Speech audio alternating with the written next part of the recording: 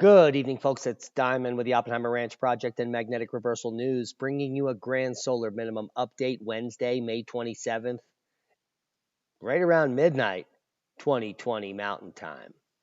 The models are in, and the National Weather Service and NOAA are saying it's going to be a moist summer in the east, even wetter in the southeast, dry in the northwest, and hot in the four corners. But the big story, Bertha became a tropical storm and made landfall in less than 2 hours. We'll get to that. Keep calm. It's boom time. Mother Nature to soon unleash another May cold snap in the Northeast. It's summer, but it's going to be a bummer. Cooling sea breeze at the coast. Weather this May across the region has at times felt more like late winter or summer. But where was spring? Very few days of near average temperatures, and days on which temperatures have fallen well below the normal mark have been far outpaced with days above. So, do you hear what they just said there at the mainstream? They said it's colder than normal. Well, cool down Sunday through Monday, temperatures 5 to 15 degrees below normal in the Northeast, drier, less humid air, and breezy. And frost potential Sunday night.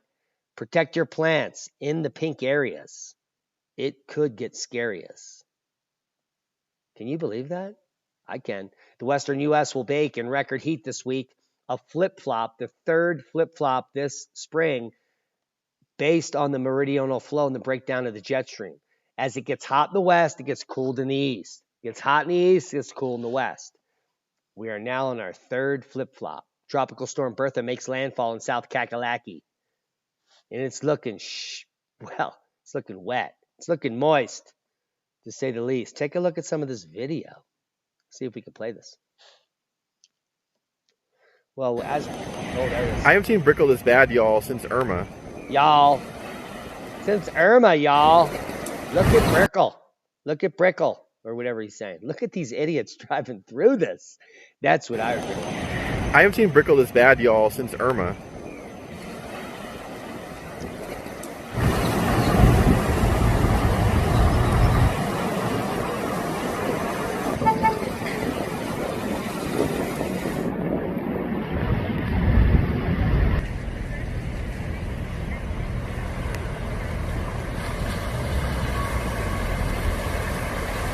Now, let me just say, how important is your underpaid job or whatever that you're driving through this?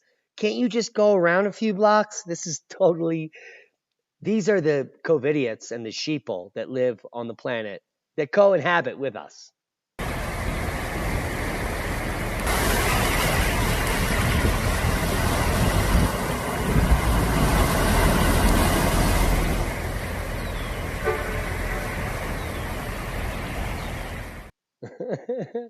Make sure you beep your horn before you go through. I mean, who knew? Anyway. Still days away from the coast of the U.S. But no, I don't even know what I'm reading here. I can't even see it. Oh, there we are. Take a look at that Doppler. Satellite and radar images showed a definite spin before it hit landfall. So this baby got up to about 35 to 40 mile per hour range with gusts of 40 to 50. Just a very minor tropical storm. But that's not the end of Bertha. And I can remember the last Bertha. It was a little bigger than this one. But Bertha is going to continue to move up through the mid-Atlantic here, right up through the southern Appalachians, crossing just west of Roanoke, the low, and moving up towards Pennsylvania by Thursday night. So heavy swath of rain on this region. You can see Bertha made landfall exactly where we predicted it a week ago. And I haven't done an update on this storm since a week ago when I predicted it would develop into a tropical storm and make landfall somewhere between North and South Carolina, which is exactly where it, I don't get many things wrong, folks. And here is the long-term forecast from NOAA, which is showing just a very bad season for Zika and other dengue and other mosquito-borne viruses in the southeast, while the west remains dry and record heat in the Four Corners region. So we can't wait for that because we have amazing well pressure and huge amounts of water here. So we're going to have a banner year. We're going to be growing amazing amounts of native corn and other crops here for the people that are in need. And in terms of precipitation, the NOAA outlook from Thursday said there is an increased chance of above normal precipitation for most, I can't even get that out, of the eastern U.S. Take a look at this huge swath in A. And Florida is already getting 5 times the May rain in just 3 weeks. So huge amounts of rain in Florida currently, and this is going to continue through August. That's the prediction.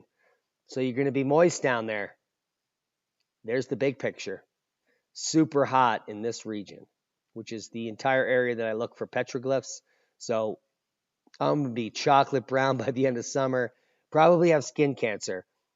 And wow, it's just going to be an epic summer. That's all I have to say. Not a summer of bummer, a summer of amazement. Tropical depression Bertha lifting north, isolated severe thunderstorms across the southern U.S. Heat continues in the west, which is the best, by the way. Have you heard? As tropical depression Bertha continues to weaken and lift north towards the central Appalachians, we readjust the camera, which is not a schmamera. Ohio Valley, heavy rain, gusty winds, and flooding are likely. Meanwhile, isolated severe thunderstorms are possible on Thursday from the southeast to the south central high plains. Are you listening? I hope you are. Finally, the ongoing heat wave continues in the west, will expand to the Rockies this weekend. The Four Corners region expected to be above normal right here all the way through August.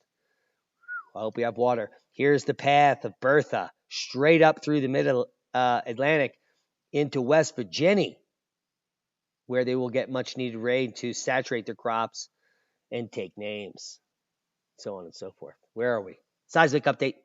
No quakes of note except the boomer out here in Vanuatu, 6.1 kicking off about 20 hours ago. Multiple aftershocks, typical, as we would expect as geologists. This is a standard array, it's what it's called, so nothing spectacular there. We have this uptick in the west. It's been going on for weeks. I hate to say this, folks, but this is bad news. Something big is about to happen here anytime. Anytime. So this is not standard activity. This is an uptick in moderate activity, which shows slow slip activity on the uptick. And maybe the Tonopah or any of the other anomalous inland quakes have triggered this to happen. But it's my supposition that something big in the west is going to happen soon. There are no imminent warnings, so that's good news. Space weather news update. The largest flare in a while, B flare kicking off just 1, 2, 3, 4, 5, 6, 7, 9 hours ago. Or so. Maybe 12, 24. Who knows? I really haven't looked at this data set, but there is a B flare kicking off. There's a small CME also coming to affect Earth, so space weather will get jiggy in the next 3 days or so. But we're in solar minimum, the deepest solar minimum in 100 years. So it's anyone's guess what the effect will be from the space weather. Minor perturbations at best. But we should see an uplift finally in maybe plasma speed or density into a new cycle. This flare is coming from a cycle 25 spot, which means nothing. We could go back into cycle 24 territory for another year and then still not come back into 25. We are in uncharted territory, and we're just taking it with a grain of salt and just reporting on what happens as we move forward. No stupid predictions. Like the grand solar minimum may happen in the next 100 years or so. No, we're not going to be that vague. Never will. Worldwide volcano news update. In a decade, trust me, you're not going to be watching this channel. Kediminch, Kluchaska, Ducona, Reventador, Sangue, Aso, Sabancaya, and more. Now, the big story today is the spectacular puff coming from Sakurajima, right above this gigantic city. Can you imagine that? If you were like, saw that, you're like, is this the day we're going to die? Probably not. And it wasn't. It wasn't even the day they got covered in ash because that ash moves away from the city. And that's good news. Hey, another good news. Did you hear that we're about to be doing an amazing interview on Friday with none other than Farmer John? Yeah, check it out. I can't even make my voice go that low. Check out the video of Sakonajima, now overtaken by aliens. I've been a little quiet on the locust outbreak while other people completely blew it out of proportion, but they continue to come. India faces another plague of locust swarms. Blizzards of bugs are descending on India at an already tough time. Yes, the pandemic time. Scientists say climate change is making the infestation worse, which makes this article a sharticle. Not only do they use fake science on climate change, but they also talk about how this is occurring at the same time of the pandemic. Now, notice how this guy yesterday has no mask on, a wife beater, and a big stick. Yeah, he's really worried about anyway. I digress sometimes. Minneapolis police station surrounded. Now, live. Officers under attack as riot explodes, projectiles being thrown, Molotov cocktails, an auto zone is burning down, and kudos to the American people fighting back. I love this. And it's only the beginning of things to come. I know a lot of you that need to go to work in this area or whatever are worried. No, don't be worried. Be empowered by the power of the people. You may think these people are stupid and dirty and idiotic, but that's not really what's going on. 50% of the population will not take this vaccine, and 50% of the population are starving to death because of these forced shutdowns. A $1,200 stimulus check like over a month ago means nothing to anyone. That doesn't pay rent, that doesn't pay for food, that doesn't pay for shite. And now our government is saying, oh my God, we have to give these people another check. Well, I think you're a little late on that. The breakdown has already begun. If you can continue to keep us locked down, it will only get worse. If you want to follow the live updates, I'm going to leave you links to Steve Rogers. He's been following the live updates in the middle of the mayhem since the beginning, 4 hours ago. Now, I was going to get to a little video footage, but I think I've erased it. If you want to know what the scientific basis of all of humans being mandated to wear masks, this is the only paper in the literature that I'm sharing with you. What I have shared on my social media over the last week is the dozens, if not hundreds, of papers that have studied the efficacy of wearing cloth masks, medical masks, N95 masks, and so on and so forth to fight the COVID-19 pandemic. And all of the papers, dozens of them, conclude that there is no efficacy for wearing a mask. It does nothing.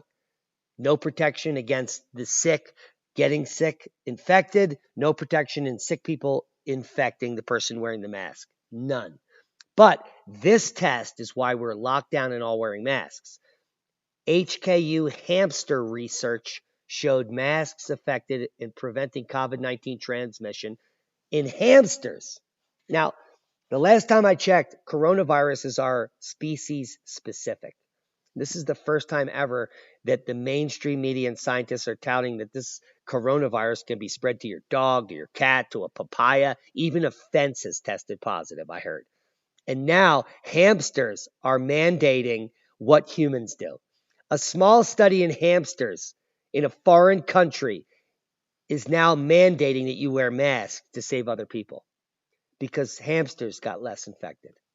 It's the most ridiculous study I ever heard, and how that was translated in a few weeks into a protocol for humanity makes it even more embarrassing. You know what's not embarrassing? I opted out of society 6 years ago, and I couldn't have done it sooner. I see people running around like maniacs. You know what I'm worried about? Did I plant enough food? Did I collect are the chickens protected? Do I have enough meat? Yeah, I've got everything. Yep, I'm good. Did I secure enough fresh water? Yeah, I just got the zero filter. So now I can just filter water right out of the river. hundreds of gallons a week if I wanted. So I'm pretty good. I have backup filters. I know how to grow food. I know how to wildcraft, know how to wild harvest, know how to fish, know how to hunt, know how to trap. Man, I have lots of backups.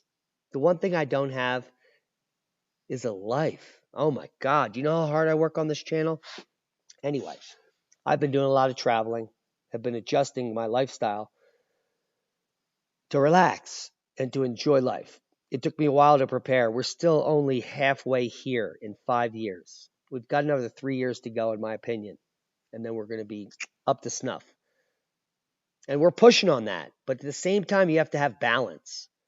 And when I mean balance, I mean Shinrin Yoku. Get out there, get in the woods, get in the wilderness, learn about plants you don't know about. People comment on my videos when I go out in the wilderness, like, wow, you know what you're actually, all the plants you're walking by. Of course I do. If I if I didn't know that within 5 years, I would consider myself an idiot. If you don't know what you're looking at, you can go research it. The internet is still up. YouTube, Google, DuckDuckGo, other search engines. You can go get that information. Go get it now. I implore you all to be doing your homework now, because when the lights go off, they're going to stay off for a while. Now, the thrill of the chase. I've always fantasized about being a treasure hunter. I'm sure you have. Ship diving. I got my Nowie. I got my PADI 2 diver certificate back in the 90s. Deep water dive. I became a scuba diver, a skydiver. I got licenses for everything. I could be above the air, below the water, because I was always searching for that thrill. Professional rock climber for over a decade. So on and so forth. But most importantly, I always at heart wanted to be a treasure hunter. I wanted to gold pan. I wanted to go to all those megalithic sites. I wanted to dig Native American burials. I want to get into those mounds like those people in the 1850s were allowed to with their backhoes and so on and so forth. But the chase continues. Now, I published a video yesterday on Treasure Falls, which is associated with the legend of the Pagosa Springs gold treasure. God bless me. I didn't expect that. Sorry about that.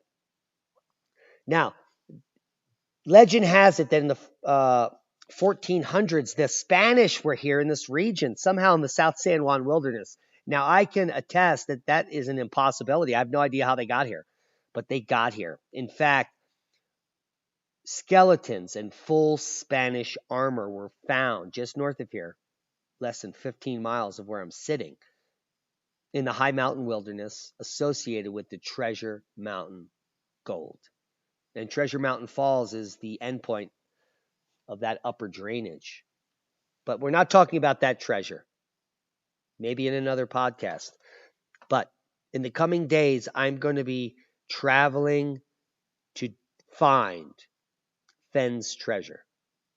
If you don't know what Fenn's treasure is, Forrest Fenn's hidden treasure is somewhere to be found within the highlighted region of the Rocky Mountains on this map, which goes from Canada all the way down to New Mexico.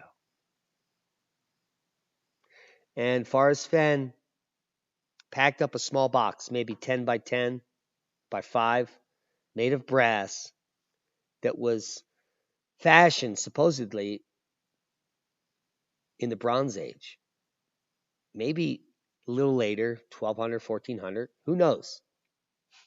It's a myth. It's a mystery. It's a recent one, though. And Forrest Fenn is only recently not with us. But lots of controversy over this treasure. He owned a museum in Santa Fe, had lots of Native American art that was illegally acquired, and lots of strange things going on, including gold and jewels.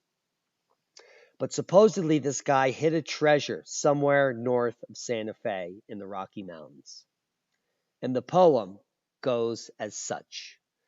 As I have gone alone in there, and with my treasures bold, I can keep my secret where, and hint of riches new and old. Begin it where warm waters halt, and take it in the canyon down. Not far, but too far to walk. Put it below a home of brown. From there is no place for the meek. The end is ever drawing nigh. There'll be no paddle up your creek, just heavy loads and water high. If you've been wise and found the blaze, look quickly down and quest to cease. But tarry scant with marvel gaze, just take the chest and go in peace. So why is it that I must go and leave my trove for all to seek? The answer I already know. I've done it tired, and now I'm meek. So hear me all and listen good. Your effort will be worth the cold. If you are brave and in the wood, I'll give you title to the gold. Well, we think we have found the treasure. And it's not from our tireless work. It's from the work of others, using numerology and other techniques to pinpoint the location directly on our GPS. And we're going to be traveling there in the next 48 hours to the site that has been ciphered. And we just very well may find Fenn's treasure. Exactly where he left it, at the base of a split waterfall where the blaze marks an X in the logs. And that little baby should be sitting there right on a rock above the high water, out in the open for all to see. Yet no one have seen it since he put it there decades ago. It is postulated to be worth millions, but it's anyone's guess what's actually in there, or if it even exists. It's not about finding the treasure. It's about the thrill of the hunt, the thrill of the chase. If we spend hours, days, hiking miles, risking life and limb, and find nothing, well, I assure you the experience will be mind-blowing. And the lessons learned will be forever remembered. Remember, there's one thing that's important in this world, that you have purpose. If you don't have purpose or meaning, then you're probably bored, depressed, disillusioned, sad, scared, fearful. But if you have purpose, no matter what's going on at any moment around you is irrelevant. The most important thing that you do is that you do you. It's that simple. Carpe diem, seize the day. No other finer words have been spoken. Proper prior planning prevents piss poor performance. Maybe second. We love each and every one of you. Thanks to all our one-time donors, most especially the people that share these videos. Subscribe to this channel. Don't be scared. Be prepared. And that involves you subscribing now. It's up there, actually, or over there. I don't know where it is. It's a box floating around somewhere in that over there. Yeah, it's right over there. We love you. Be safe. Stay tuned for Fenn's treasure.